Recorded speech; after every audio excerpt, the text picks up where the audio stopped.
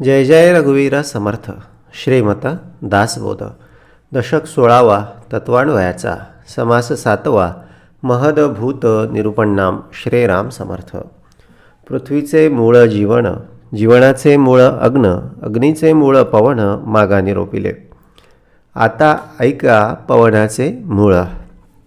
जय जय रघुवीर समर्थ. 16वा दशक तत्वान्वयाचा. सगळी मुख्य तत्व समर्थांनी विवरण करून द्यायला घेतलेली आहेत. पण ह्या मुख्य तत्वांना धरून आणि मुख्य अंतरात्म्याला, मुख्य परमात्म्याला धरून दुसरं या सगळ्या सृष्टीमध्ये किंवा या सगळ्या विश्वामध्ये काही नाही. मग बोलले, तुझे आहे तुझं पाशी, परी तू जागा भुललासी. सगळी तत्वे पण आपणापाशी आणि ते एक अंतिम तत्व अंतरात्मारूपी ते पण आपल्यापाशी, याच्या पलीकडे काही नाही. म्हणून मनी धरावे ते होते, विघ्न अवघेची नासून जाते. कृपा केली रघुनाथे प्रचित येते. बोलले, अत्यंत निष्ठेनं, अत्यंत प्रेमानं, अत्यंत आनंदानं, अत्यंत बोलले भावानं जर का आम्ही बोलले हृदयी ते एक ईश्वराचं नाम असेल किंवा सद्गुरू कृपेचं सगळं श्रवण असेल, उपासना असेल, ही जर धारण करून राहिलो तर काय होतं, मनी धरावे ते होते. हे सूत्र आहे. बोलले जसं चुंबकाचं आहे ना, चुंबक आता लहान असू द्या, मोठा असू द्या आणि जगाच्या पाठीवर कुठेही असू द्या, त्याच्याकडे सारखी शक्ती असते. लोखंडाला, लोहाला आकर्षून घेण्याची शक्ती त्याच्या अंगी असते. आणि ते चुंबक, विश्वातलं कुठलंही चुंबक एकमेकाच्या जवळ आलं तर त्यांचे ते विरुद्ध ध्रुव एकमेकाला आकर्षित करतात. आणि सजातीय ध्रुव जे असतात तर ते एकमेकाला प्रतिकर्षण करतात, म्हणजे एकमेकाला बाजूला सरतात. म्हणजे वैश्विक आहे. म्हणजे हीच भूमिका आहे. आतमध्ये वेगवेगळी सगळी तत्वे आम्ही धारण करून राहिलेलो आहोत. पण ही तत्व आणि बाहेरची सगळी तत्व काय आहेत तर सारखीच आहेत. म्हणून आपण काही कोणी असं साधंसुधं माणूस नाही, एवढं लक्षात ठेवायचं. आपल्या अंगी अफाट सामर्थ्य आहे, एवढं लक्षात ठेवायचं. आणि हे सामर्थ्य जणू काही एखाद्या पाण्यावर काहीतरी हवेने, वाऱ्याने पालापाचोळा आला आणि वरती येऊन बसला, किंवा एखादं शेवाळ आलं आणि त्या ठिकाणी ते पाणी झाकोळलं गेलं म्हणून पाणीच नाही, पाणी संपलं असं समजू नये. आपण अत्यंत सर्व शक्तिमान अशा त्या ईश्वराचे काय आहोत तर अंशज आहोत. म्हणजे हीच तत्व समर्थांनी आम्हाला या सगळ्या दशकाच्या रूपानं सगळी दाखवायला घेतलेली आहे. मग 16वा दशक दिला तत्वान्वयाचा आणि त्यातला 7वा समास दिला तर काय दिला, महदभूत निरूपणनाम. म्हणजे सगळ्यात भूतांमध्ये जे महद्भूत आहे, श्रेष्ठ. आता महान असा देव म्हणजे काय, महादेव. महान असे राष्ट्र म्हणजे काय आहे, महाराष्ट्र. तसं महान असे भूत, म्हणजे सगळ्या भूतांमध्ये जे श्रेष्ठ आहे, ज्याच्यापासून इतर सगळे भूते निर्माण झाली, ते काय आहे तर ते महद्भूत आहे. म्हणून पृथ्वीचे मूळ जीवन. मग सगळ्यात शेवटी कोण होतं तर पृथ्वी होती. तिला समर्थांनी आधी दाखवलं. मग त्याच्यावर कोण आहे तर जीवन आहे. पृथ्वीचे मूळ जीवन, कारण जीवनापासून पृथ्वी, पाण्यापासून पृथ्वी तयार झालेली आहे. जीवनाचे मूळ अग्न. आणि पाणी कुठून आलं, पाणी बोलले त्या अग्नीपासून आलं. अग्नीपासून पाण्याची निर्मिती झाली. आणि अग्नी कुठून आला तर अग्नीचे मूळ पवन. घासल्या जाऊन वायू एकमेकांवर घासल्या जातो, एखाद्या वस्तूवर घासल्या जातो, घर्षणामुळे त्या ठिकाणी अग्नी निर्माण होतो. म्हणून अग्नीचे मूळ काय आहे तर अग्नीचे मूळ पवन आहे. मागा निरोपिले. समर्थांनी आता हे गेल्या सगळ्या समासामध्ये आणि याच दशकामध्ये हे सगळं वर्णन आम्हाला सगळं करून दाखवलं. मग आता कोणतं भूत राहिलं, आता ऐका पवनाचे मूळ. मग आता याच्या आधी आपण पवन बघितला, वायू बघितला, वायुस्तवन. आणि या सगळ्या वायुस्तवनामध्ये समर्थांनी बोलले कामाला कोणाची ओळख करून दिली? तर बोलले हनुमंताची ओळख करून दिली. का ओळख करून दिली? कारण बोलले रघुनाथ स्मरणी तन्मन हनुमंताचे. म्हणजे ज्याचं तन मन सगळं रघुनाथ स्मरणी आहे किंवा रघुनाथ सगळ्या कार्यामध्ये आहे, त्याची ओळख लोकांना घ्यावीच लागते किंवा त्याची दखल लोकांना घ्यावीच लागते. त्याच्या हिशेबानेच बोलले हे सगळं अवतीभोवती सगळ्या घटनाक्रम सगळा लागून राहतो. म्हणून म्हणून म्हणून म्हणून बोलले एक आपलं काहीतरी भजन, काहीतरी तन मन धन आमचं रघुनाथ भजनी, हरिभजनी किंवा ईश्वराच्या भजनी किंवा सद्गुरू भजनी लागलंच पाहिजे. तर ओळख आहे, नाहीतर ओळख नाही. आता हनुमंताची तर किती दिवसांपासून ओळख आहे. आजही तो एक चिरंजीवी रूपानं जिथे जिथे भगवंताचे भक्त अडचणीत असतात तिथे वेगवेगळे सगळे रूप धारण करून तो येतो आणि काय करतो, ते आपल्या भक्तांचं संकट निवारण करतो. आता तो प्रत्यक्ष शिवाचा देखील अंश आहे, शिवाचं ते रूप आहे. आणि भक्त कोणाचा आहे? भक्त श्रीरामाचा आहे. म्हणजे बोलले मल्टीपर्पज भूमिका कोणाची आहे? तर हनुमंताची आहे. कुठली काही अडचण असू द्या, बोलले तो आपल्या त्या शिवाच्या भक्तांचा पण सांभाळ करतो. हनुमंता आणखीन श्रीरामाच्या भक्तांचा पण, विष्णूच्या अर्थात बोलले ब्रह्मा विष्णू महेश. तर बोलले या त्रिदेवांपैकी बहुतेक लोक शिवाची किंवा वैष्णव विष्णूची भक्ती करतात आणि या सगळ्या बहुतेक मेजॉरिटी म्हणजे 90% आसपास हे सगळे भक्त आहेत. 10% इतर असतील, त्यांचंही अर्थातच भगवंतच सांभाळ करतो. मग ह्या सगळ्यांचं रक्षण करण्यासाठी म्हणून तो आजही आपल्या अवतीभोवती आहे. तो दिसत नाही पण असतो, तो येतो, बरोबर येतो. म्हणून चिंता अजिबात करू नये, चिंतन करायला पाहिजे. तो आहे, येतो, येणार आणि येत राहणार. चिंतन आमचं सुटू नये. चिंतनामध्ये आमच्या खूप साऱ्या गोष्टी येतात, पण भगवंताचं चिंतन आलं पाहिजे, आपोआप आलं पाहिजे, आनंदानं झालं पाहिजे, अत्यंत गोडीनं झालं पाहिजे.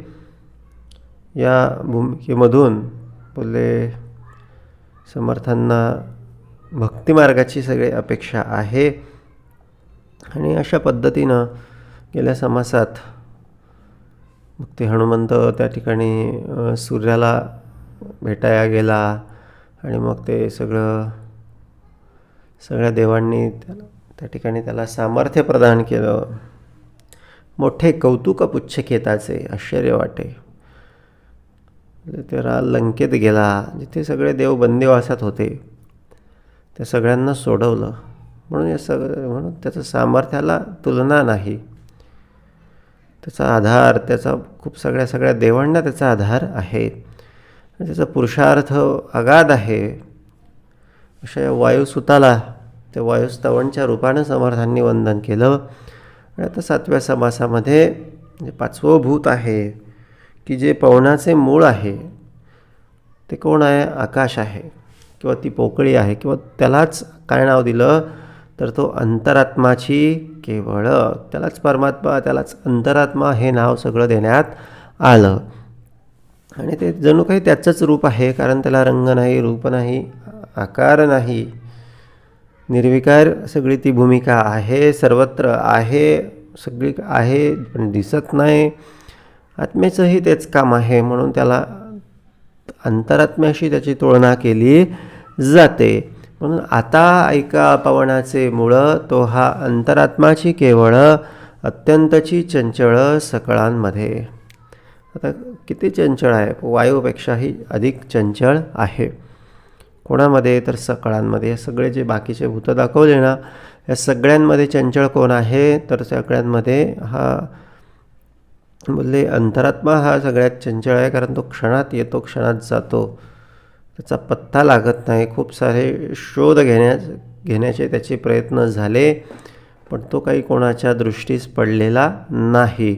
अशा या अत्यंतची चंचळ अशा अंतरात्म्याचं सगळं वर्णन, स्तवन, निरूपण, महद्भूत निरूपण नामच्या रूपानं समर्थांनी या 16व्या दशकातील 7व्या समासात दिलेलं आहे.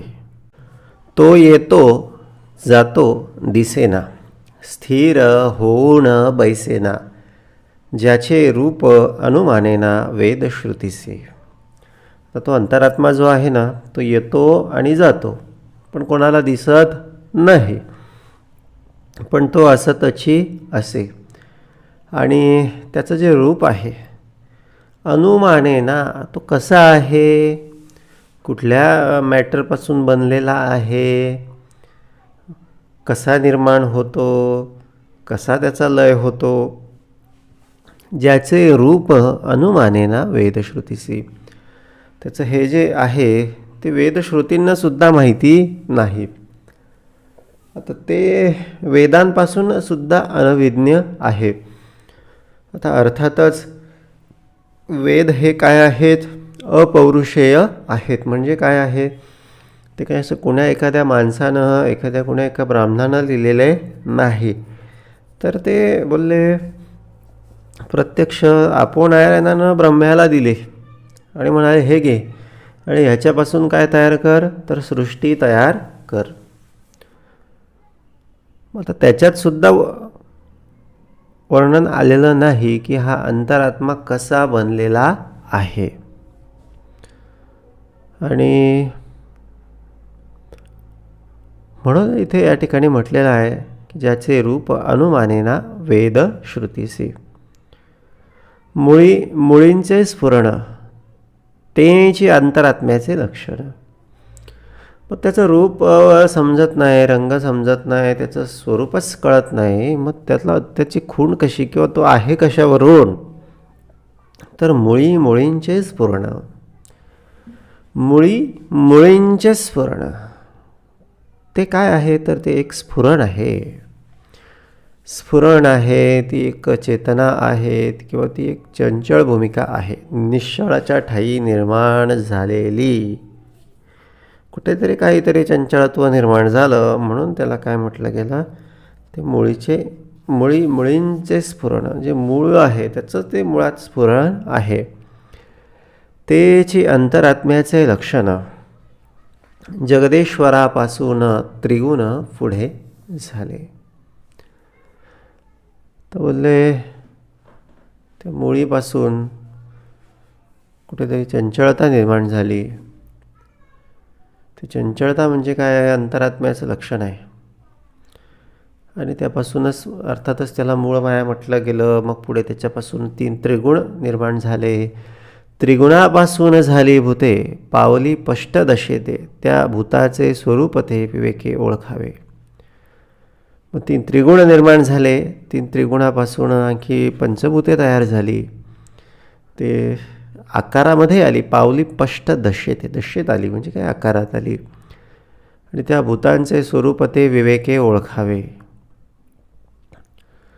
तर त्यामध्ये मुख्य आकाश, सौभूतांमध्ये विशेष, याच्या प्रकाशे प्रकाश सकळ काही.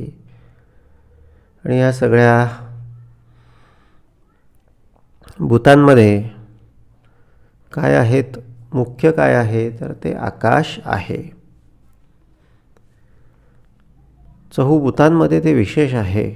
3 त्रिगुण निर्माण झाले आणि त्यापासून मग पंचभूते निर्माण झाली. आणि त्यातलं जे मुख्य आहे आकाश, तेच त्याच्याच ठाई मुळात जणू काही ती मूळ माया येऊन बसलेली आहे, किंवा तो अंतरात्मा किंवा ती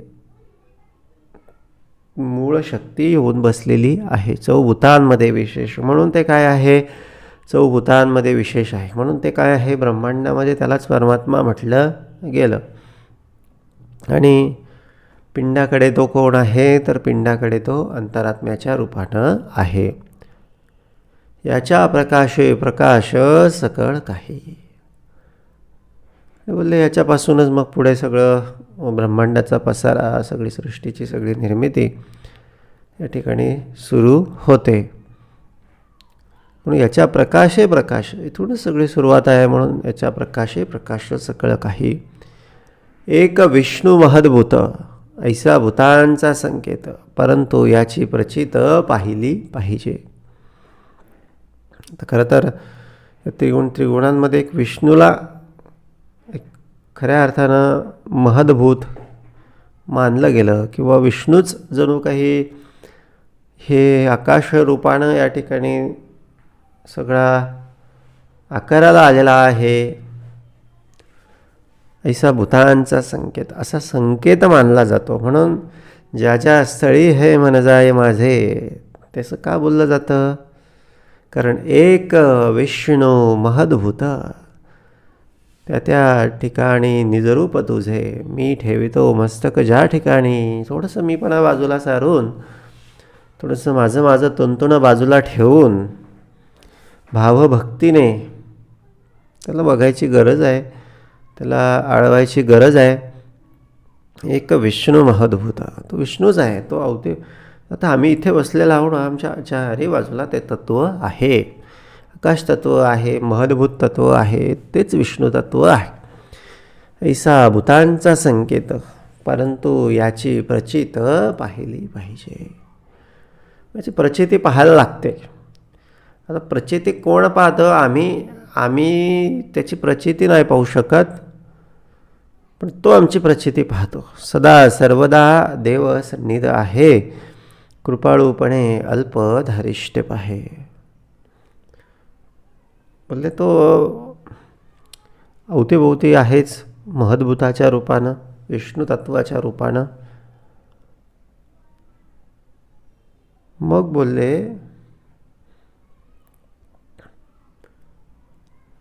त्याला यायला जायला किती वेळ लागणार आहे? कितीचा वेळ लागणार आहे? काहीच वेळ लागणार नाही. आणि म्हणून बोलले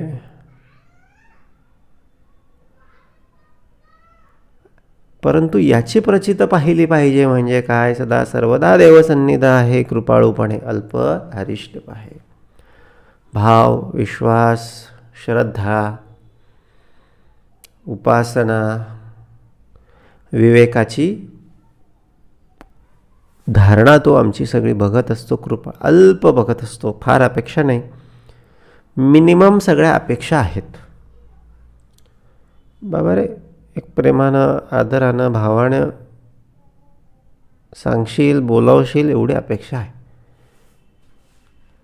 बाकी असं अडून नडून गांजून तर सगळेच बोलवतात. कुठेही कोणीही कोणाला त्या ठिकाणी बोलावत असतो, पण तशी अपेक्षा भगवंताला आपल्याकडून नाही, आमच्याकडून तर विशेष नाही. कारण आम्ही कोण आहोत? आम्ही रघुनाथाचे दास आहोत, आम्ही सद्गुरूंचे दास आहोत. आमची प्रज्ञा बोध झालेली आहे, प्रज्ञा शुद्ध झालेली आहे, प्रज्ञा आमची सचेत झालेली आहे. आमच्याकडून भगवंताला तेवढी अपेक्षा आहे की बाबा रे, आवडीने भावे हरिनाम घेसी. आवडीनं घेतलं पाहिजे, कामापुरतं नाही, संकटापुरतं नाही. संकट असं सांगता आलं पाहिजे की बाबा रे, संकट सोडवशील तर सोडव, अडचणी सोडवशील तर सोडव बाबा, ते नको सोडवू. तू आमच्या हिताचंच सगळं काही करणारा आहेस याची मला पूर्ण जाणीव आहे. आणि तू मला दे अथवा नको देऊ, सुख दे, दुःख दे, आनंद दे, काही दे, पण मी तुझ्याशिवाय राहणार नाही. याला काय बोललं जातं? याला प्रेमाची भूमिका बोललं जातं. अशी भूमिका ज्याच्या ठाई आहे त्याला तो कदापि सोडत नाही. एक विष्णू महद्भूत ऐसा भूतांचा संकेत, परंतु याची प्रचित, ही प्रचित आहे, पाहिली पाहिजे. विस्तारे बोलिली भूते, भूतांमध्ये व्यापकते, विवरण पाहता येते प्रत्ययासी. विस्तारानं हे मागची सगळी भूतं समर्थांनी आपल्याला वर्णन करून दाखवली. भूतांमध्ये व्यापकते, विवरण पाहता येते प्रत्ययासी. सगळ्यात व्यापक, सगळीकडे व्यापून राहिलेलं असं काय आहे, तर ते महदभूत तत्व आहे, आकाश तत्व आहे, अंतरात्मा तत्व आहे. ते कसं आहे, सगळ्यांमध्ये व्यापक आहे. मग त्याची तुलना, त्याच्या व्यापकपणाला कोणाशी तुलना करायची, तर आत्मयाच्या चपळपणापुढे. बोलले वायो ते किती बापुढे. आणि आत्म्याचे चपळपण रोकडे समजवून पहावे. त्याच्या त्या व्यापकपणापुढे वायोचं सुद्धा व्यापकपण म्हणा किंवा चपळपण किती ते बापुढे. त्याला नाहीच काही म्हटलं तरी वायूचे सुद्धा कण आहेत, अणू आहेत, आणि त्यांना एका ठिकाणावरून दुसऱ्या ठिकाणी ट्रॅव्हल करता येतं. वायूच्या नंतर पुढे मन आहे, मन क्षणात येते, क्षणात तिथे. मनाला कल्पना करावी लागते, पण त्याही पुढे बोलले आत्म्याचे चपळपण रोकडे समजवून पहावे. क्षणात इथे, क्षणात सगळ्या त्रैलोक्यात. म्हणजे ज्यावेळेस देह पडतो आणि तो आत्मा क्षणात इथून तिथे परलोकात ट्रॅव्हल करतो. तो कसा रस्त्यानं प्रवास करत करत करत थांबत चहा पाणी घेत घेत घेत घेत घेत घेत जात नाही. त्याचा स्पीड हा अनलिमिटेड आहे, आणि त्याला अडथळा पण कसला त्या ठिकाणी बाधत नाही. की एखादा मध्ये प्लॅनेट आलं, एखादा ग्रह आला, किंवा मध्ये एखादं काहीतरी झाड आलं, भिंत आली, आणि मग आत्मा थोडा थांबला, थोडा वळून जायला, असं नाही. क्षणात क्षणात क्षणात त्याचं चपळपण ते रोकडे समजून पहावे. हे समजून पाहण्याचं सगळं भाग आहे. आत्म्या वेगळे काम चालेना, आत्मा दिसेना ना आढळेना, गुप्त रूपे विचार नाना पाहून सोडी. आता कोणाशिवाय काम चालणार नाही, आत्म्या वेगळे काम चालणार नाही. का चालणार नाही, कारण आम्हीच मुळात आत्माच आहोत, दुसरं काहीच नाही. ना कुठला शेठ, ना कुठला साहेब, ना कुठला नेता, ना कुठला अमुक व्यक्ती की तमुक व्यक्ती, काहीच नाही. आम्ही फक्त काय आहोत, आत्मा आहोत. एका ठराविक पिरियडसाठी ठराविक कॉन्ट्रॅक्टवर साईन करून आम्ही या ठिकाणी आलेलो आहोत. मूळ कॉन्ट्रॅक्ट काय आहे की बाबा रे, जसं ते आजीबाई असते, चल रे भोपळ्या टुन्नुक टुन्नुक मधली जी आजीबाई असते ना, बोलले तिची ना आमची कथा सेम आहे.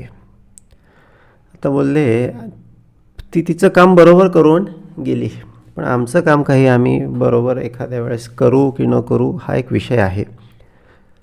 तर ती आजीबाई जाते लेकीकडे, तिचं जाणं तिचं काम असतं, किंवा तिचं लक्ष काय आहे, लेकीकडे जाणं, लेकीची भेट घेऊन सही सलामत परत येणं. आता आम्ही बोलले लेकीकडे आलेलो आहोत, म्हणजे संसारात आलेलो आहोत, पण आम्ही परत जाण्याचा काही विचार करत नाही. परत जाण्यासाठी काय करावं लागतं, भला मोठा भोपळा विवेकाचा धारण करावा लागतो. व्हावे ब्रह्मांडाहून जाड. बोलले ब्रह्मांड या सगळ्यांपेक्षा वेगवेगळ्या वेगवेगळ्या वेगवेगळ्या वेगळ्या वेगळ्या सगळ्या संसारातल्या प्रलोभनांपेक्षा मोठं व्हावं लागतं. आणि बोलले हा भोपळा मोठा झाला ना की मग वाघ येऊ देत की लांडगा येऊ देत की आणखीन दुसरा एखादा सिंह येऊ दे, चल रे भोपळ्या टुन्नुक टुन्नुक. मग त्यासाठी श्रवणाचं बोलले तूप रोटी, लाडू, आणखीन काय जे काय असेल ते सगळं काय करावं लागतं, तर खावं लागतं. आणि खाल्ल्याच्या नंतर काय होतं, मग हे विवेकाची भूमिका प्रकट होते. आता इथे तूप रोटी काय आहे? सद्गुरूंनी दिलेलं श्रवण, सद्गुरूंनी दिलेली उपासना. आणि मग हे नुसतं तूप रोटे खाऊन चालेल का? मग नुसतं पोट सुटून चालेल का? नुसतं बसून राहून चालेल का? नाही. तर तिथे नामस्मरणाची आणि चिंतनाची, मननाची कसरत करायला लागते. तेव्हा काय होतं? तेव्हा हातापायांमध्ये बळ येतं. आणि मग काय होतं? चल रे भोपळ्या टुनुक टुनुक सही सलामत आम्ही जातो आमच्या गावा, आमचा रामराम ख्यावा. असे वाटेत येणारे सगळे जे वाघ सिंह आहेत, या सगळ्यांना रामराम करून मनुष्य निघून जातो. म्हणून विवेकाचं खाल्लं पाहिजे आणि उपासनेची, श्रवणाची, मननाची कसरत केली पाहिजे. आणि मग बोलले त्याच्याशिवाय चालतच नाही. म्हणून बोलले तेच आम्ही आहोत आणि त्याच्याशिवाय दुसरं काहीच नाही. पण आम्ही काय झालं, आम्ही भुललो. कशाला भुललो? बोलले आम्ही त्या वेगवेगळ्या सगळ्या बहुतांश सगळ्या गोष्टींना आम्ही भुललो. आणि काय झालं, एक क्लुप्ती लढवण्याचं आम्ही सोडून दिलं. पिंड ब्रह्मांड व्यापून धरिले. आता आत्मा जो आहे तो काय थोड्या दिवसाचा आहे का, एका ठिकाणचा आहे का? नाही. तर पिंड ब्रह्मांड व्यापून धरिले. तो काही असं आम्हाला वाटतं आमच्यापुरता आहे नाही, आम्ही त्याला लिमिटेड करून ठेवलेलं आहे. तर फुगा असतो की नाही, आता त्या फुग्याला तरी, बाहेरच्या फुग्याला लिमिट असतं. त्याच्यामध्ये हवा भरली एका विशिष्ट त्याच्या मर्यादेपर्यंत हवा भरते. पण हा आत्मा असा आहे ना, हा बोलले अतूट आहे, अतूट. आणि त्याच्यामध्ये असं तप सामर्थ्याची, उपासनेची, स्मरणाची जेवढी हवा आम्ही भरू तेवढी तो सामावून घेतो. आणि तेवढं आमचं रूप हे काय करत चालतो, तर विशाळ करत चालतो. जेवढं घेता येईल, जेवढं करता येईल तेवढं केलं पाहिजे. याच्यातच बोलले मनुष्य जीवनाचं काय आहे, तर सार आहे. पिंड ब्रह्मांड व्यापून धरिले, नाना शरीरी विळासले. वेगवेगळ्या सगळ्या शरीरांमध्ये तो वास करतो. विवेकी जनासी भासले जगदांतरी. आणि काही फार थोडे असतात, सगळीकडे तो आहे. पण भासले, कोणाला भासले? दिसला कोणाला, जाणवला कोणाला? जो शोधील आपण असी, सद्गुरु कृपा कळेल त्यासी. आपणाला कसं शोधायचं? म्हणजे सद्गुरु श्रवणातून, सद्गुरु उपासनेतून, म्हणजे एक रोजच्या सगळ्या ध्यानातून, प्राणायाम, व्यायाम, याच्यातून काय होतं, एक शक्ती उत्पन्न होते. मग आमचं ध्यान म्हणा, आमचं स्मरण म्हणा, आमचं चित्त म्हणा, हे अधिकाधिक विस्तारत जातं. आणि मग आम्हाला हे अनुभूती, प्रचिती, साक्षात्कार मिळत जातो. पण आमच्या ठाई शक्तीच जर राहत नसेल, व्यायाम नसेल, उपासना नसेल, आणि आलेली सगळी शक्ती रोजच्या रोज खर्च, शक्ती पण स्टोअर करावी लागते.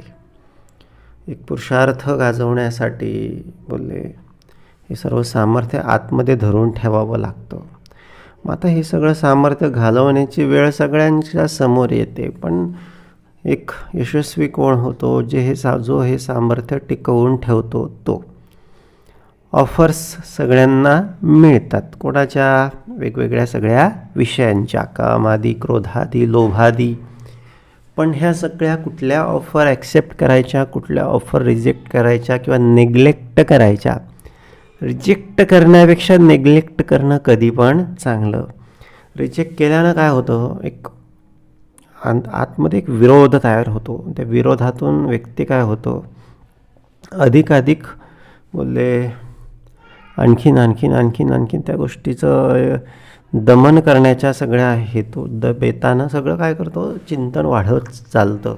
दमन करायचं पण त्याचं शेवटी चिंतनच वाढतं. शेवटी नेग्लेक्ट करायचं, दुसरीकडे आपलं बोलले बोलावा विठ्ठल, पहावा विठ्ठल, भजन आहे, व्यायाम आहे, चांगले चांगले संसारातले कामं आहेत, काहीतरी आम्ही करत राहिलो पाहिजे. आणि म्हणून तो सगळीकडे आहे, विळासला पण विवेकी जनाला भासला. आत्म्याविन देह चालती, हे तो न घडे कल्पांती. अष्टधा प्रकृतीच्या व्यक्ती रूपासी आल्या. आत्म्याशिवाय देह चालत नाही, हे बोलले अटळ आहे. याच्यात काही ऑब्जेक्शन घेण्यासारखं काही नाही. आत्म्याशिवाय देह चालूच शकत नाही. आणि मग आत्म्याला आणखी कोणाची जोड पाहिजे, तर अष्टधा प्रकृतीची जोड पाहिजे. 5 भूते आणि 3 त्रिगुण. नुसता आत्मा पण कार्य करू शकत नाही. म्हणून 5 भूते, 3 त्रिगुण आणि आत्मा. अष्टधा प्रकृतीच्या व्यक्ती रूपासी आल्या, आणि रूपाला आल्या. आणि पुढे काय झालं, मुळापासून शेवटवरी सकळ काही आत्माच करी. आत्म्या पहिलीकडे निर्विकारी परब्रह्म ते. मग आता हा आत्मा जो आहे ना, तो आत्मा काय करतो, मुळापासून शेवटवरी. आमचं आयुष्यभर जे काय होतं ना बाबा, सगळ्यांच्या मागे अंतरात्म्याची शक्ती आहे. ती शक्ती त्याची आहे, पण वापरतं कोण, मन वापरतं, इंद्रिये वापरतात. ती इंद्रिये कुठे कशासाठी, मनाच्या सहाय्यानं, बुद्धीच्या सहाय्यानं आपण त्याचा कसा वापर करतो हे आपल्याकडे आहे. आता समजा वीज सारखीच आहे, पण पंखा हवा देण्यासाठी उपयोग करतो, आणि ट्यूबलाईट असेल उजेड देण्यासाठी उपयोग करते, आणखीन फ्रीज असेल थंड करण्यासाठी त्या ठिकाणी काय करते, वापर करत असते. कोणाचा, त्या विजेचा. मग हे असं ज्याचं त्याचं सगळं हेतू वेगवेगळा असतो, पण वीज मात्र एकच आहे. तसं आत्म्याचं सामर्थ्य वेगळंच आहे. म्हणून इथे समर्थांनी काय सांगितलं, सकळ काही आत्माच करी. सगळं काही करणारा तोच आहे. आत्म्या पहिलीकडे निर्विकारी परब्रह्म ते, आणि त्याच्या पलीकडे काय आहे, तर निर्विकारी परब्रह्म आहे. आधी आम्हाला आत्म्याच्या स्तरापर्यंत यायचं आहे. आम्ही आता कोणी देहाच्या स्तरावर आहे, कोणी बोलले मनाच्या स्तरावर, बोलले आधी व्यक्ती इंद्रियांच्या स्तरावर, मग त्यावरती थोडं गेलं तर कोणी बुद्धीच्या स्तरावर. बुद्धी ही त्या ठिकाणी बोलले तिचं अस्तित्व थांबलं, निश्चळ झाला, निर्विकार झाला, शून्य झाला.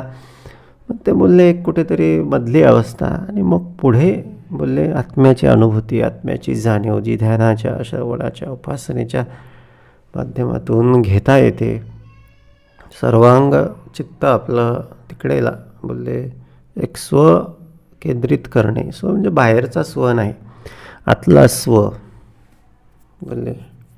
आणि ते आपलं शुद्ध निर्विकार स्वरूप अनुभवणे.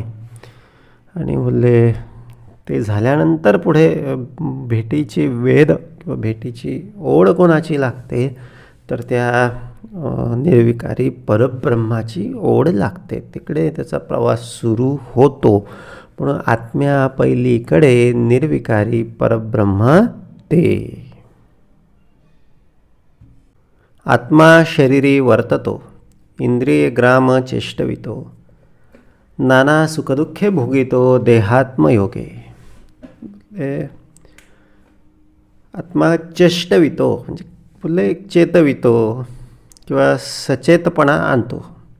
बाकी आणि फक्त काय करतो, तटस्थ राहतो. नाना सुखदुःखे भोगितो, फक्त बघत राहतो, जे आलं ते अनुभवत राहतो. सप्त कंचुक हे ब्रह्मांड, त्यामध्ये सप्त कंचुक पिंड, आणि त्या पिंडामध्ये आत्मा जाड विवेके ओळखावा. एक 7 लेयर्स ब्रह्मांडाचे आहेत. 7 लेयर्स शरीराचे आहेत. स्थूळ शरीर, सूक्ष्म शरीर, असे वेगवेगळे सगळे ते स्तर आहेत आणि त्या पिंडामध्ये आत्मा जाड. आणि बोलले याच्यामध्ये जाड की कशा अर्थानं वापरलेला आहे, एक अत्यंत शक्तिशाली म्हणा किंवा अत्यंत मूळ बीज या अर्थानं हा शब्दप्रयोग समर्थांनी या ठिकाणी केला. आता या ठिकाणी सप्त शरीरे किंवा सप्तकंचुक हा शब्द या ठिकाणी आला. तर बोले हे सगळ्यात आधी वरती काय आहे तर स्थूळ शरीर आहे, म्हणजे ज्याच्यामध्ये हे आम्हाला इंद्रिय वगैरे, थंडी, उष्णता वगैरे वगैरे या सगळ्या गोष्टी आम्हाला या ठिकाणी बघायला मिळतात. त्याच्यानंतर भाव शरीर आहे किंवा त्याला ऊर्जा शरीर असे देखील म्हटलं जातं. प्राणाशी संबंधित, श्वासोश्वासाशी संबंधित ते सगळं शरीर आहे. आणि बोलले याच्यामुळे मनुष्यामध्ये आणि प्राण्यांमध्ये भेद आहे. बाकी शरीर, स्थूल शरीर त्यांच्याकडे पण आहे, आपल्याकडे पण आहे, पण भाव शरीर जे आतली भावना आणि आपली प्राणशक्ती यांचं मिळून बनतं ते प्राण्यांकडे नाही. तिसरा जे कंचुक आहे किंवा तिसरा जो लेयर आहे त्याला काय म्हटलं जातं तर सूक्ष्म शरीर असं म्हटलं जातं. तर सूक्ष्मतम अनुभव असतील, स्वप्न असेल, त्याला सूक्ष्म शरीर असं बोललं जातं. त्यालाच कारण शरीर असं देखील म्हणतात. स्थूळ, सूक्ष्म, कारण, महाकारण असा तो सगळा भाग आहे. त्यानंतर मानस शरीर आहे, विचार करतो आपण, बुद्धीचे सगळे निर्णय घेत असतो, तर्क करत असतो. हे कोणाच्या सगळ्या बळावर तर मानस शरीर, ज्याला मेंटल बॉडी असं म्हटलं जातं.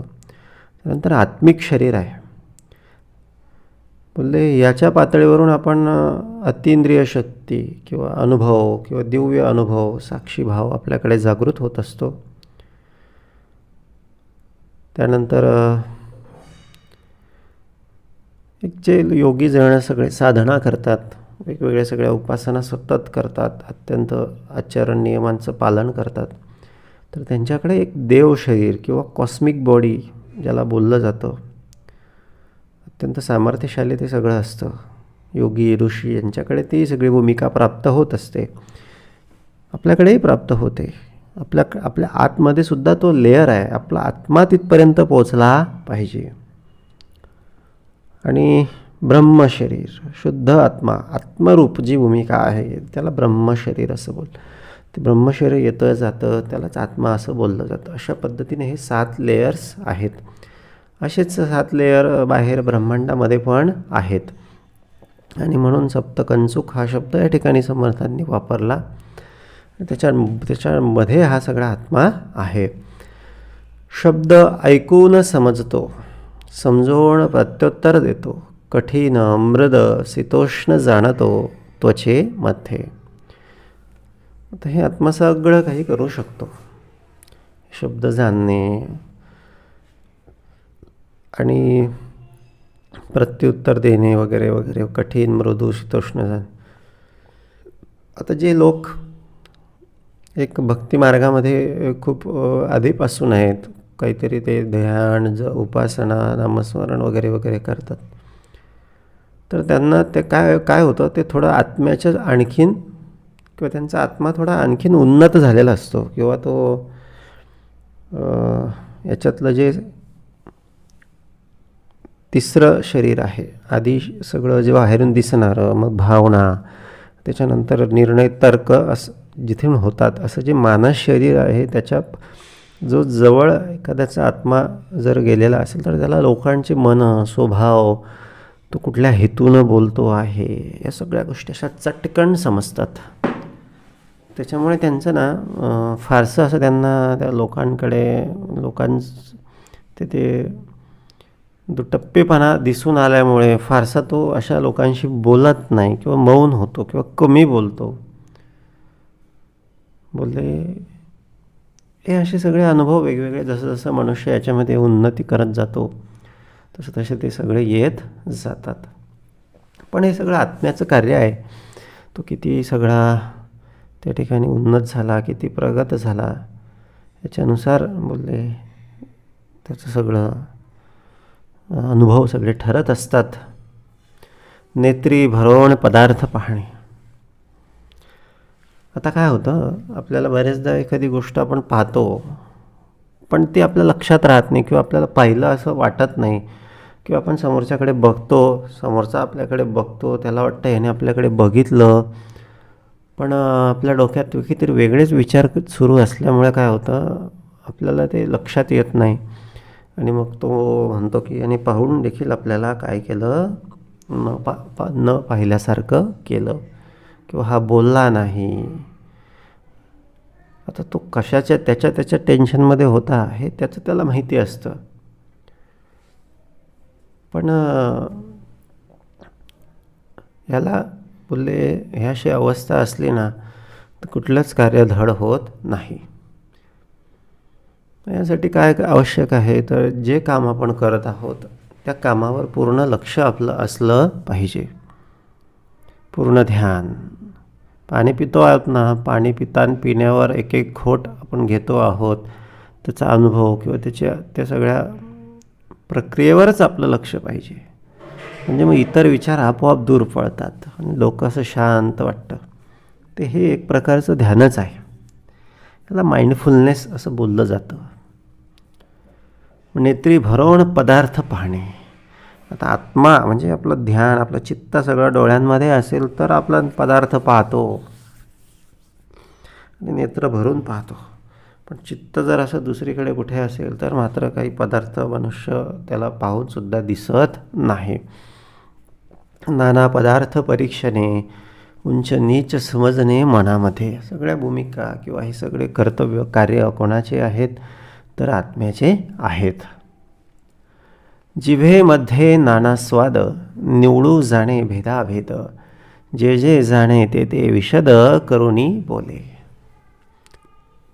जिव्हे करवी स्वाद घेतो, निवड बरं वाईटाची पारख हे आत्म्याला जास्त होत असते. म्हणून जेवढी आपण उपासना करावी, भक्तिमार्गात जेवढं चालावं तेवढं मनुष्य चुकीच्या गोष्टी कमी करत चालतो. काही एखाद दुसरं त्याचं सवय बदलत नसेल, पण बहुतांशी काही गोष्टी तो कमी करतो किंवा सुधारत चालतो. अध्यात्मामुळे मनुष्याकडे सुधारणाच होत जाते. त्याची आत्म्याची उन्नत अवस्था, आत्मा उन्नत सगळ्या त्या शरीराकडे प्रवेशच जातो आणि त्याच्याकडे भेदाभेद विवेकदृष्टी प्रकट होत जाते. जे जे जाणे ते ते विशद, करून बोले. उत्तम अन्नाचे परिमळ, नाना सुगंध परिमळ. नाना फळांचे परिमळ, घ्राण इंद्रिय जाणे.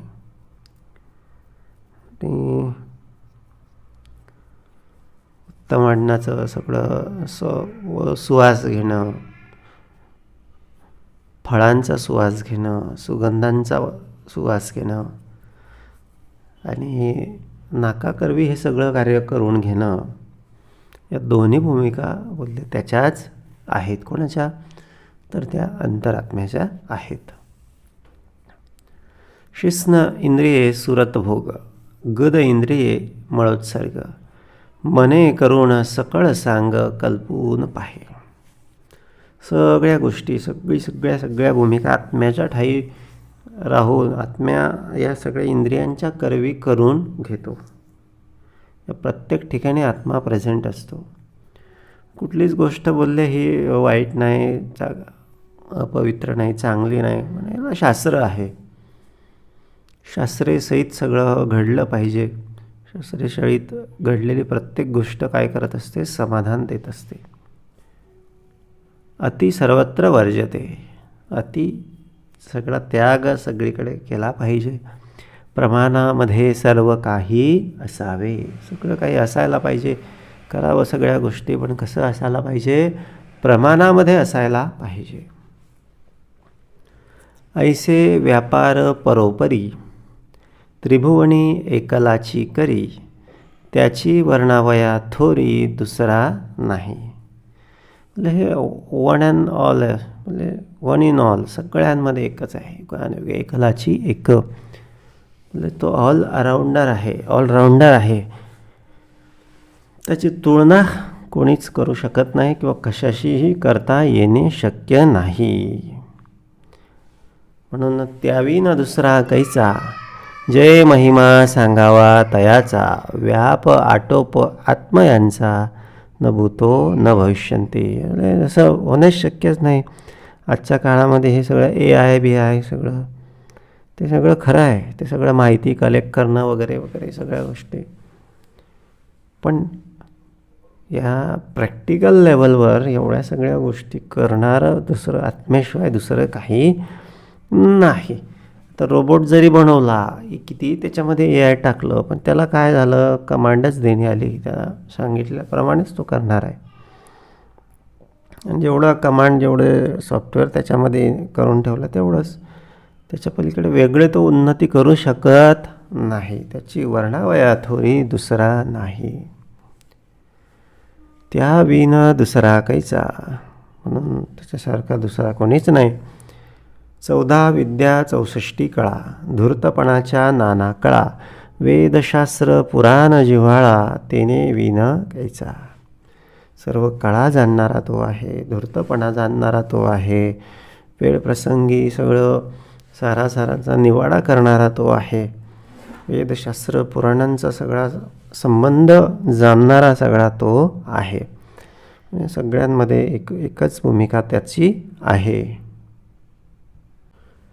एहलोकीचा आचार, परलोकीचा सारासार विचार, उभयलोकींचा निर्धार आत्माच करी. आता या लोकांमध्ये किंवा आपण आता जे सगळं जगत आहोत, या लोकांमध्ये कसं राहायचं, काय करायचं, याची योजना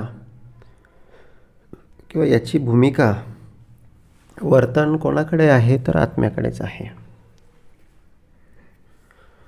आपण ना, समजा एखादा मुलगा एखाद्या परीक्षेला बसलेला आहे, त्या परीक्षेमध्ये 4-5 विषय असतील, तो सगळं नियोजन करतो. समजा 2 महिन्यावर परीक्षा आहे, हे हे हे हे हे हे असं असं, ह्या दिवशी हे विषय, सकाळी ह्या वेळेला हे विषय, आणि तो हे असं केल्यामुळे सगळं त्याचा सिलेबस कवर होतो आणि तो त्या परीक्षेमध्ये एक बऱ्यापैकी चांगले मार्क्स मिळवतो. पण आयुष्याचा विचार, आयुष्यामधील एक परीक्षा असेल किंवा शिक्षण असेल, एक अत्यंत थोडी भूमिका, तिचं आम्ही एवढं महत्त्व. 10वीला 12वीला जर मुलगा असेल तर सगळं त्याचे मम्मी पप्पा सगळं घर टेन्शनमध्ये असतं. सगळ्या घराला काळजी, कुठेतरी बाहेर क्लासेसला त्यांच्यासोबत घरातील एक व्यक्ती राहायला. आयुष्यातल्या या छोट्या छोट्या गोष्टींना, अर्थात ती आयुष्यामध्ये ती मोठी आहे, त्याच्या करिअरवर तो विषय वेगळा. पण आयुष्याचा छोटा समर्थक कुठल्या अर्थानं सांगत आहेत की एक घटक, आयुष्यात कितीतरी खूप साऱ्या गोष्टी आहेत, त्यातलं एक छोटीशी गोष्ट, त्याच्यासाठी ती करू नये असं नाही, त्याचं नियोजन मनुष्य एवढं करतो किंवा एवढं लक्ष ठेवतो. पण आयुष्य काय करायचं, आयुष्य कशासाठी, किंवा आयुष्यात येऊन आपण काय करायला पाहिजे, कशासाठी आयुष्य मिळालेलं आहे, आणि त्याचं नियोजन कोण करणार, ते मात्र मनुष्य विसरतो. काय होऊन जातं, मायादेवीच्या धांदली सूक्ष्मी कोण मन घाले, हे सूक्ष्मतम भूमिका आहे विचार करण्यासारखी. पण या धांदलीमध्ये जगण्याची सगळी सेटिंग लावण्यामध्ये जगणंच सगळं राहून जातं, असा हा सगळा भाग आहे. समजा एखाद्याला काहीतरी तयारी, कुठेतरी कार्यक्रमाला जायचं आहे, लग्नाला जायचं आहे, ते तयारी करण्यातच एवढा वेळ घालवायचा, ते सगळं मेकअपमध्ये म्हणा किंवा ते कपडे घालण्यामध्ये, तर तिकडे लग्नच लागून गेलं, असं सगळं काम आपलं होऊन जातं. बोलले हे आता थोडंसं आपण या गोष्टीकडे लक्ष दिलं पाहिजे. बोलले जगणं म्हणजे काय आहे, कशासाठी आहे, या अशा छोट्या मोठ्या गोष्टी, लग्न, कार्य, परीक्षा, या सगळ्या कितीतरी हजारो वेळा गोष्टी होतील, येतील, जातील. आणि प्रत्येक वेळात आपण अडकून पडलो तर आपलं मूळ काम राहून जाणार. आम्ही वैकुंठवासी, बोलावा विठ्ठल भाव. आपण देवाकडे कधी चित्त देणार, कधी देवाचे होणार? हा एक विचार करण्यासारखा सगळा विषय आहे. परलोकीचा सारासार विचार, उभयलोकींचा सगळं विचार करणं गरजेचं आहे. नुसतं इहलोकाचा विचार करून काही भागणार नाही. नाना मते, नाना भेद, नाना संवाद विवाद, नाना निश्चय भेदाभेद आत्माच करी. मतांतरे, भेद, संवाद, विवाद या सगळ्या भूमिकेसाठी कोण पाहिजे? तर अंतरात्माच पाहिजे. मुख्य तत्व विस्तारले, तेने तयास रूप आणिले, येणे करिता सार्थक झाले सकळ काही. तर मुख्य तत्व बोलले विस्तारलं आणि त्याने तयास रूप आणले. कुठेतरी ते एकच मुख्य तत्व आत्माच सगळीकडे विस्तारला. बाहेर तो सगळा अंतरात्मा आकाशाच्या रूपानं विस्तारला. त्याचंच ते सगळं रूप आहे. आतमध्ये आत्मा आहे, बाहेर तो परमात्मा आहे. एक मुख्य तत्वाचंच ते विस्तार आहे. लिहिणे, वाचणे, पाठांतर करणे, पुसणे, सांगणे, अर्थ करणे, गाणे, वाजवणे, नाचणे, आत्म्याच करता. या सगळ्या भूमिकेमध्ये म्हणजे आत्म्याचीच इन्व्हॉल्वमेंट आहे. आत्म्याच्या सहाय्यानं सगळ्या या गोष्टी मनुष्य करतो. पण मग आत्म्याकरता लिहिणं कधी, स्वकर्ता लिहिणं कधी, स्वकर्ता वाचणं कधी, तर त्याचं पाठांतर कधी. आता नवीन वर्ष आहे.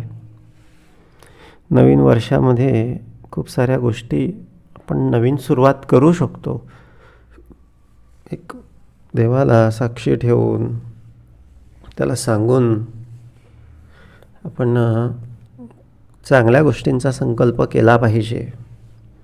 तो संकल्प वारंवार त्याला उद्धृत केला पाहिजे. सकाळी उठल्यावर, झोपताना, उपासना झाल्यावर, ह्याचा जे काय आपल्याला अचीव करायचं आहे, जे काही उत्तम गोष्टी आपल्याला धारण करायच्या आहे, त्याचा परत परत पुनरुच्चार केला पाहिजे.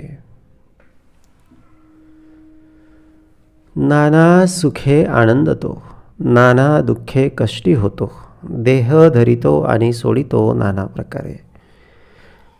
देह फक्त त्याने धारण केलेला आहे. आता हा 40, 50, 60, 70, 80, 90, 100 वर्षांसाठी हा देह आत्म्यानं काय केलेला आहे? तर धारण केलेला आहे. आणि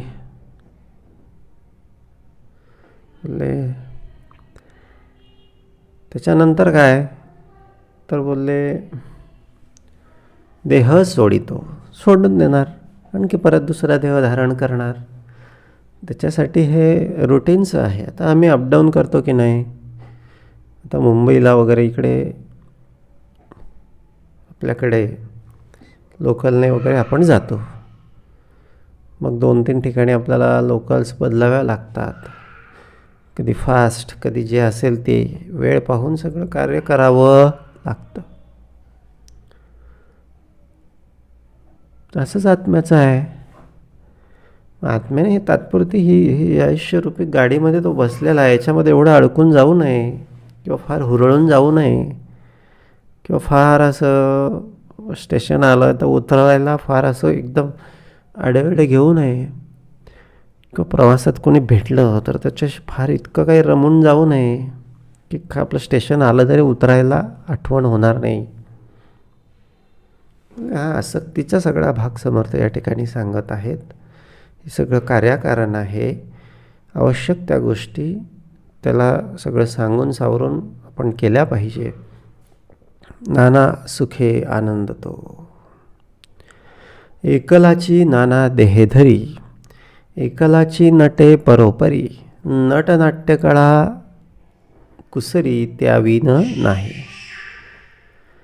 बोलले हे एकलाच सगळा तो वेगवेगळ्या सगळ्या भूमिका वठवतो आहे. कधी सगळ्यांच्या ठाई तोच आहे, सगळ्यांच्या अंतरंगामध्ये तोच आहे. आणि अशा या सगळ्या समर्थाला जो आतमध्ये आपल्या बसलेला आहे त्याला वंदन आपण या ठिकाणी करूया. एकलाची झाला बहुरूपी, बहुरूपी बहुसाक्षपी, बहुरूपे बहुप्रतापी आणि लंडी. तो सगळीकडे आहे, सगळ्यांमध्ये आहे, सगळ्या रूपांमध्ये तो आहे, सगळे त्याचे व्हर्जन्स आहेत. एकलाची विस्तारला कैसा, पाहे बहुविध तमासा, दंपत्यवीन कैसा विस्तारला.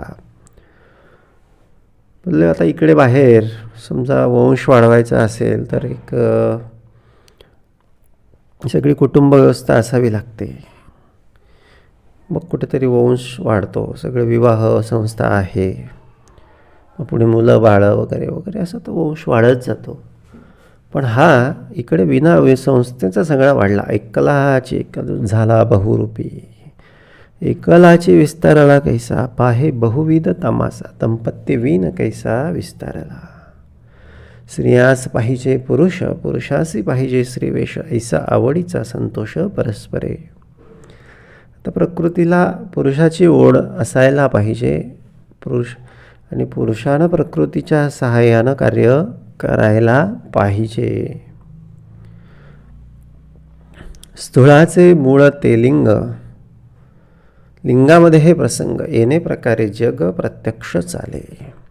आता प्रत्येकाच्या ठाई प्रत्येक देहामध्ये एक सूक्ष्मतम प्रकृती आहे, तिला लिंग म्हणून आम्ही संबोधतो. आणि त्याच्यानुसार हे सगळं जग काय होतं तर चालत जातं, नवीन सगळ्या पिढ्यांची सगळी उत्पत्ती होत जाते. पुरुषांचा जीव स्त्रियांची जीवी, ऐसी होते उठाठेवी, परी या सूक्ष्माची गोवी समजली पाहिजे. त्याच्यामध्येही सूक्ष्मतम भूमिका आहे. स्थूळाकरिता वाटे भेद, सूक्ष्मी अवघेच अभेद, ऐसे बोलणे निरुद्ध प्रत्यय आले. बायकोने बायकोस भोगिले, ऐसे नाही की घडले, बायकोस अंतरी लागले ध्यान पुरुषाचे. स्त्रीसी पुरुष, पुरुषास वधू, ऐसा आहे संबंधो, या कारणे सूक्ष्म संवादू सूक्ष्मीच आहे. पुरुष इच्छेमध्ये प्रकृती, प्रकृतीमध्ये पुरुष व्यक्ती, प्रकृती पुरुष बोलती येणे न्याय. बोलले हे असंच भेद आहे. प्रकृतीसाठी पुरुष, पुरुषासाठी प्रकृती. हा बोलले हा भेद वरीवरी असला तरी जे मुळाकडे मात्र भेद नाही. दोन्ही भूमिका एकच आहे, दोन्हींच्या ठाई एकच आत्म्याची भूमिका कार्य करत असते. आणि त्या ठिकाणी गेल्यानंतर एक शुद्धतम भूमिकेला प्राप्त केल्यानंतर हा भेद काय होतो नाहीसा होतो. पुरुष इच्छेमध्ये प्रकृती, प्रकृतीमध्ये पुरुष व्यक्ती, प्रकृती पुरुष बोलती येणे न्याय. पिंडावरून ब्रह्मांड पहावे, प्रचितीने प्रचितीस घ्यावे, उमजेना तरी उमजावे विवर विवरो. आणि हीच भूमिका बाहेर ब्रह्मांडाकडे पण आहे. जशी भूमिका आत पिंडाकडे आहे तशीच भूमिका कुठे आहे, तशीच भूमिका बाहेर ब्रह्मांडामध्ये सुद्धा आहे. पुरुष आणि स्त्री हा जो सगळा भेद या ठिकाणी समर्थांनी दाखवला, हा एक बोलले देहाच्या पातळीवरील सगळा हा भेद आहे. इच्छा ही प्रकृतीचं रूप आहे आणि जाणीव हा पुरुषाचं सगळं रूप आहे. बोलले सूक्ष्माच्या ठिकाणी ही सगळी भूमिका अभेदच आहे. सूक्ष्म मूळ हे सूक्ष्म देहातच आहे. अर्थात पुरुष आणि प्रकृती ही भूमिका एकाच ठिकाणी असणारी, दोन वेगवेगळ्या गोष्टींसाठी असणारी ही भूमिका, एकाच देहाकडे असणारी. आता इथे समर्थांनी एक ओळ दिली, पुरुषांचा जीव आणि स्त्रियांची जीवी असं होत नाही, दोघांचा जीवच आहे. हा भेद फक्त सूक्ष्म देहाकडे आहे. इच्छेचा हा सगळा प्रश्न आहे. बाकी मूळ देह मूळ स्वरूप हे काय आहे? एकच आहे. आत्म्याचं मूळ स्वरूप हे एकच आहे आणि तेच सर्वीकडे आहे, तेच महद्भूत आहे. म्हणून आणि ब्रह्मांडात पण हीच भूमिका आहे. द्वैत इच्छा होते मुळी, द्वैताची मुळाकडे एक द्वैत होण्याची इच्छा होती आणि ती आली भूमंडळ, त्याचं हे भूमंडळ निर्माण झालं. नाही तर आधी एकच एक सगळं अद्वैत होतं. भूमंडळे आणि मुळी रुजू पहावे. आणि मग तो भूमंडळामध्ये पण तोच आहे. येथे मोठा झाला साक्षेप, म्हणजे एकच एक महद्भूत सगळीकडे. फिटला श्रोत्यांचा आक्षेप, जे प्रकृती पुरुषाचे रूप निवडून गेले. प्रकृती आणि इच्छा म्हणजे प्रकृती, आणि आतला तो जाणीवरूपी भाग हा पुरुषाचं सगळं ते रूप आहे, जे प्रकृती पुरुषाचे रूप निवडून गेले. इति श्रीदासबोधे गुरुशिष्य संवादे महद्भूत निरूपणाम समास 7वा. जय जय रघुवीर समर्थ.